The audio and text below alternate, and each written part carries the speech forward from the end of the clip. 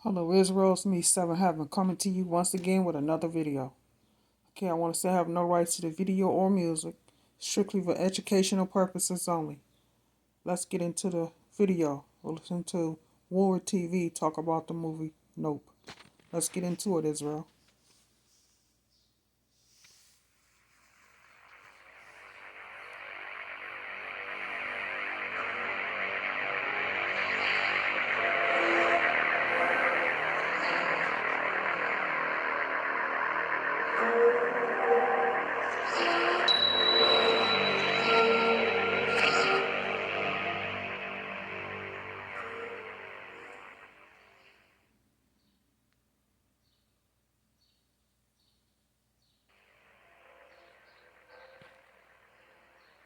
So there are movies and then there's real life.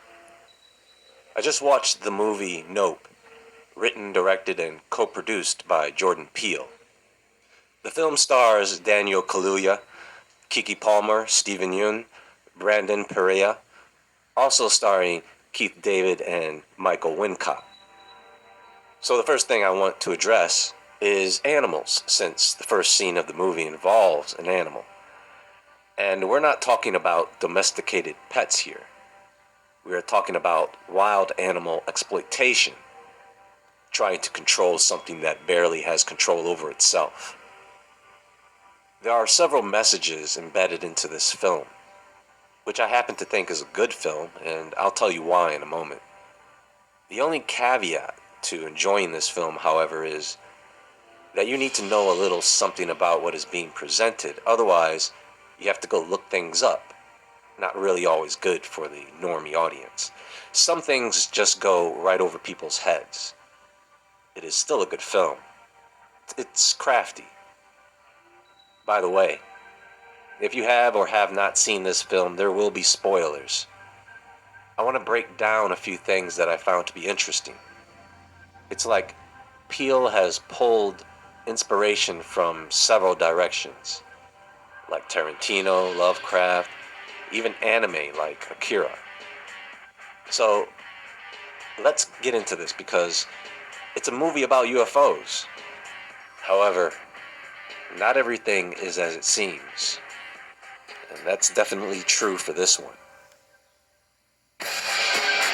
Noticed about this movie is, are you drowning in payday loan debt? Have you taken out multiple payday loans and are unable to pay them back? Then listen to this message closely. it ain't funny. It's shocking, suspenseful, and there are a few terrifying moments, but I don't remember it being funny. At all, really.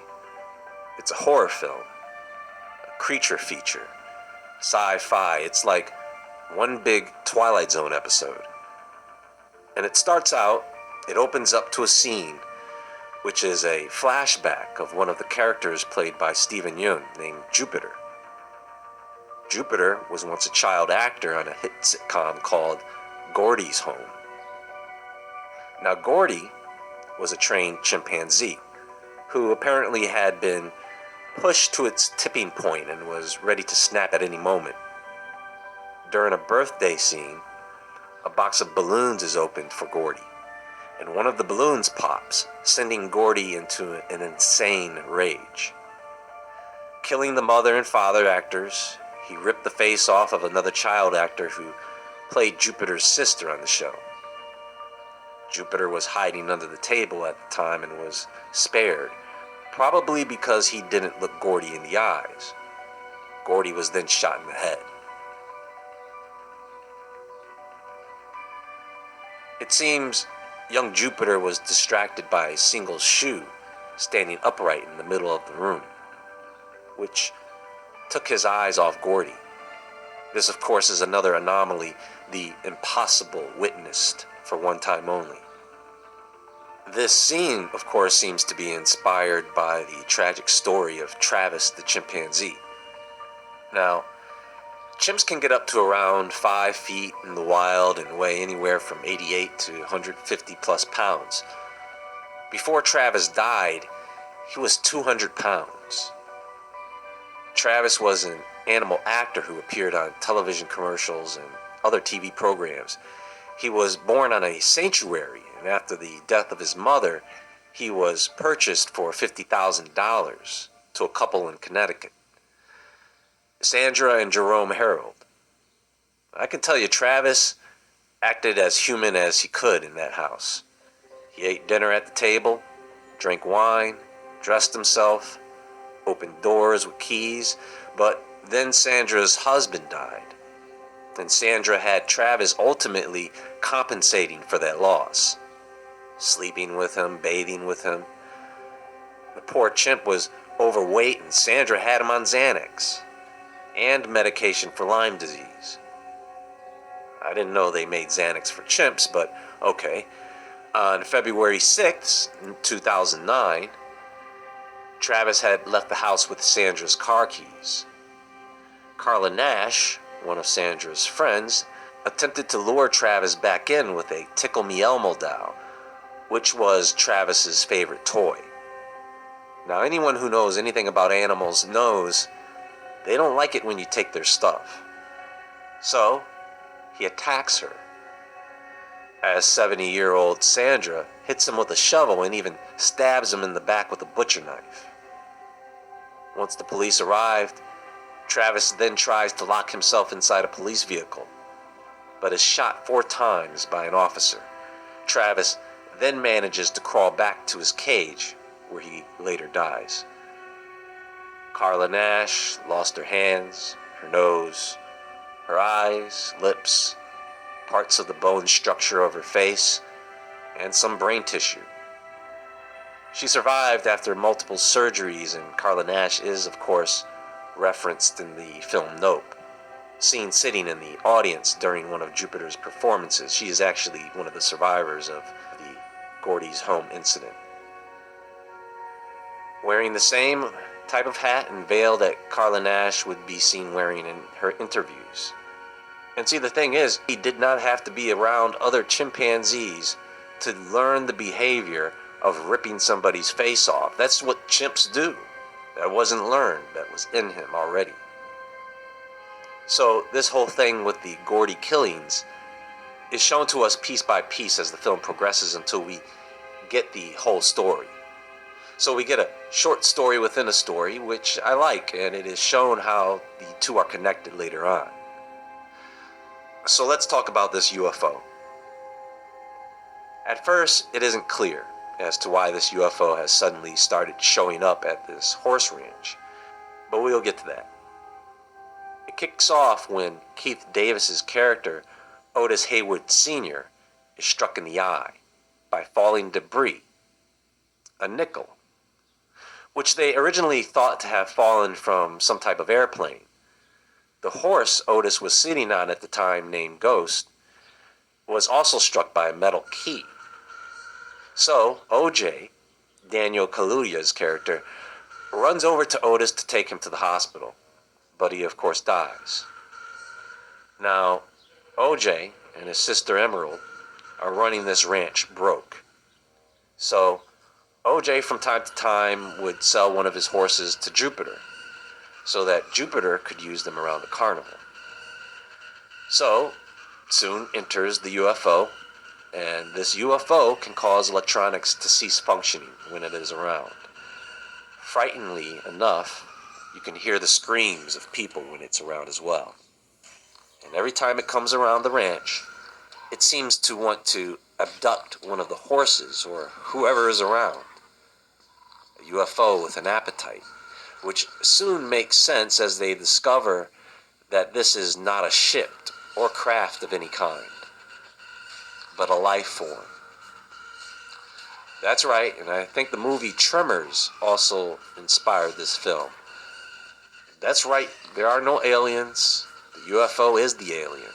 Or maybe this thing is a terrestrial being that humans have never been able to properly identify. Because what they thought they were looking at was some type of spacecraft. What type of a life form? Well, I believe certain stories call them polyps. Meet the programmatic job advertising platform that revolutionized everything. Pando IQ's powerful artificial... which ties in with the Cthulhu mythos, which is where I think Peele took inspiration from as well. However, if you have followed this channel for some time, we know that there has been for a long time the stories of sky creatures. So let's consider this for a moment. Not all UFO or UAP sightings are of the same type of craft. And if sky creatures were to exist, we could probably expect to see different types or species of sky creatures. You wouldn't assume there is only one type, right? When you think about the quick movements of a UFO, the camouflage, the behavior upon being sighted, if I say that it is an animal, does the behavior now make sense? Probably one of the most terrifying scenes in Nope is when this creature feeds on the crowd at the carnival, sucking them all up with a vortex straight into the mouth of the creature. A creature that was in a shape that could have been easily mistaken as a disc aircraft. The tight, claustrophobic scene gives the audience a real feeling of being trapped. Once you realize that you are in the belly of an animal, as you can hear the screams of the people being digested when this thing is close by. The scene that is in resemblance of a scene from the film Fire in the Sky. Could sky creatures be behind some of the strange sounds heard around the world? Could they be semi-aquatic to where they could slip in and out of the water and go airborne, thus explaining USOs? What about missing persons, the missing 411? Sometimes inanimate objects are left behind in random locations. Are sky monsters eating people and spitting things out they don't like shoes, clothing? Who knows, right? I mean, could that explain cattle mutilations and abductions? We do have a theory that exists to where people think aliens are using us and animals as food anyway. You guys remember the NASA tether incident? Where the tether broke off and started floating out into space, and there seems to be these disc-shaped craft flying around it. They said it was just debris. Of course, this debris was attracted to the glowing tether, like fish in a pond surrounding bait. Which I think, looking back on that story, could have been a possibility that they were indeed baiting whatever was out there, like fish in a pond. And interestingly enough, they resemble the creature in Nope. Now, at the end of this film, the creature changes shape and becomes something that is more Lovecraft-like. It really throws you off for a while because you just can't understand what this new shape the creature has taken is all about, except that it falls in line with the jellyfish-like sky creatures we hear stories about. And showing that the creature can go from one familiar form to another familiar form is a behavior of some animals. We see all types of aquatic creatures that can look beautiful one moment and then go into predator mode and hide all that beauty, right? So it turns out that in the film, Jupiter knew about the creature the whole time, which is why he would keep buying horses from the ranch to feed to the monster. And this is where the Gordy attacks are tied into this, because as a child, Jupiter witnessed the results of trying to tame a wild animal, trying to control something that could turn on you at any moment. The arrogance of dominion. And here he is, as an adult, trying to tame something he knows very little about, only to have the creature turn on him and the audience. Siegfried and Roy did this. They would literally have nothing but a leash to separate the tigers from the audience. Do you guys remember the story that came out not too long ago about the woman who was killed by an elephant? Then later that same elephant returned to her funeral to finish the job? Or maybe it wanted to make sure her soul was dead? Another incident occurred recently where an elephant ripped a man in half, because apparently he was using the elephant for labor, which I believe was outlawed some time ago. He was using the elephant to move logs, you see? See, dominion doesn't mean we can live with just any animal or train or tame any animal. It doesn't mean we can exploit them to where we treat them unfairly in order to benefit from their work. This is exactly how people get eaten alive. This not only applies to animals, but to other people as well. Well, that's all I have for now. There is more to come. Be sure to visit woodwardentertainment.com Much and love, Woodward Israel. Entertainment Store